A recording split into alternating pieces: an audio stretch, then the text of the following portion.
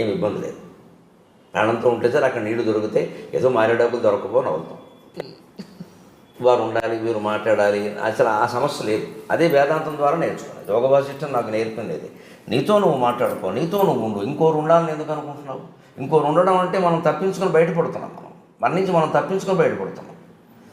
అదేదో కాలక్షేపం, వారు ఏదో పోగొట్టడం, తిట్టడం, విమర్శలు, ఇవన్నీ ఇంక పీకానామా లాగానం, ఎలక మీద పిల్లి, పిల్లి మీద ఎలక, ఎప్పటికి తెమలవు ఇవి. అప్పుడు ఈ కాలక్షేపాల కోసం వచ్చరికి తోడు, నీడ, దూడ, పేడ అన్నీ తయారైపోతాయి. ఇందులో ఎవరు లేకపోయినా మనం తట్టుకోలేని పరిస్థితి వస్తుంది. ఇదంతా బలహీనతే, మనం ఏదో గొప్పగా చెప్పొద్దు దాన్ని. నాకు నలుగురు ఉంటే కానీ తోచదు, అదో వ్యాధి. డాక్టర్ చూపించుకోవడం మంచిది. ఎందుకు తోచదు? నలుగురు ఉన్నా తోచాలి, ఒక్కరే ఉన్నా తోచాలి, 1000 మందిలో ఉన్నా తోచాలి, శ్మశానంలో ఉన్నా అదే తోచాలి. అది వేదాంతం. మన స్థితిలో మనం లేవు, అందుకే తోచదు. అందుకే మనిషి తనలోకి తాను చూసుకోవాలి, లోకం అంతటా మార్చుకుంటూ కూర్చోవడం కాదు.